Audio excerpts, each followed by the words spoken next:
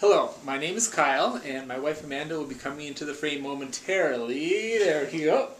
And we are here to tell you your opinion about Megamind 2D. Go ahead and start.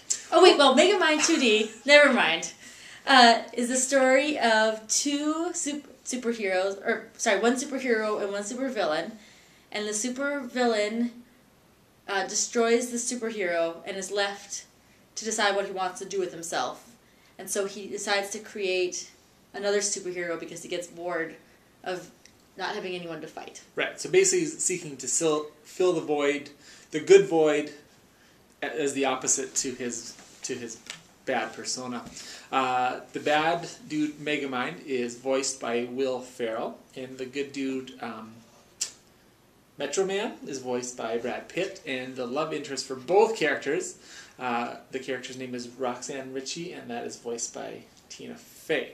So the movie itself, I believe, is #1 at the box office right now, and it's I believe billed as a comedy for all ages, maybe for kids and adults. And I guess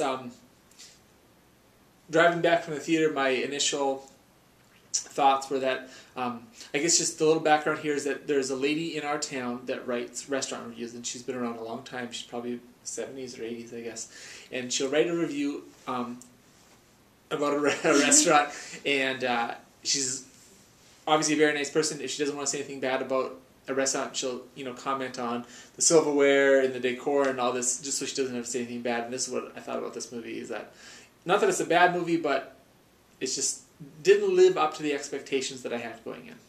Yeah, here was my thoughts on it. The storyline is very clever, and I thought that all of the supporting people were actually pretty good. I thought David Cross, who plays the minion to Megamind, was very good. I thought Brad Pitt played a good superhero, although he sounded just like George Clooney. I thought Tina Fey made a great lady love interest. I thought Jonah Hill was a good... his character sort of gives it away. But I thought that Will Ferrell was the weak link, and he was Megamind. And they actually tried to get Robert Downey Jr. to be Megamind, and I think that would have been much more successful, because I thought the voice, for some reason, or not for some reason, the voicing of Megamind made him not funny. And it was already difficult. There were very few jokes. There was a little 4-year-old sitting next to us who this movie couldn't keep the attention of the 4-year-old. And I'm not sorry we saw it, but is it as cute as Despicable Me? No. Is it as cute as anything? It's no. It's just a mid-level, oh yeah, that's good. But I think if they had recast that voice, it could have been a little bit better.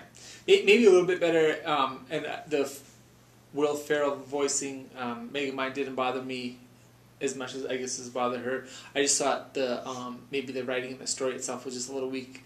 You can only do so much with... You can only read what's written, and I thought it was sort of a regular Will Ferrell deal, but...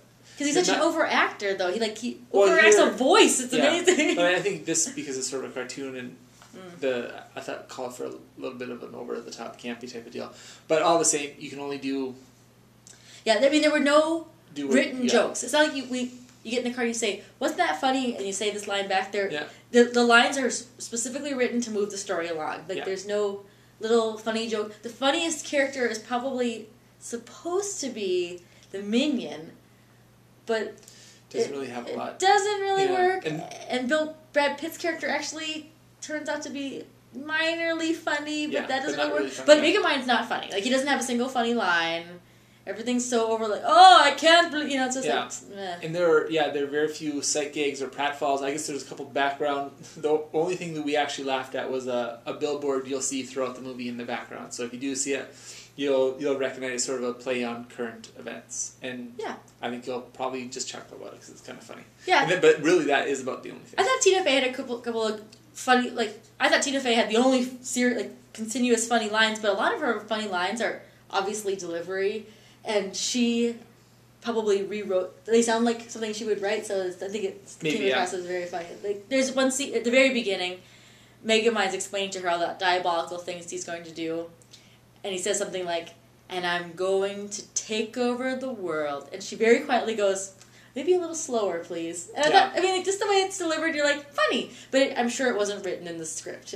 Yeah, and I guess just to clarify too, that is sort of an acquired taste in terms of comedy. Yeah, it's not like a little kid's for gonna every find that person funny. that finds that funny, there'll probably be another one that is like, whatever, just keep it moving. So Yeah.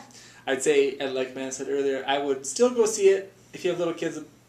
I mean, since it's an animated movie, I think the story is simple enough for everyone to follow.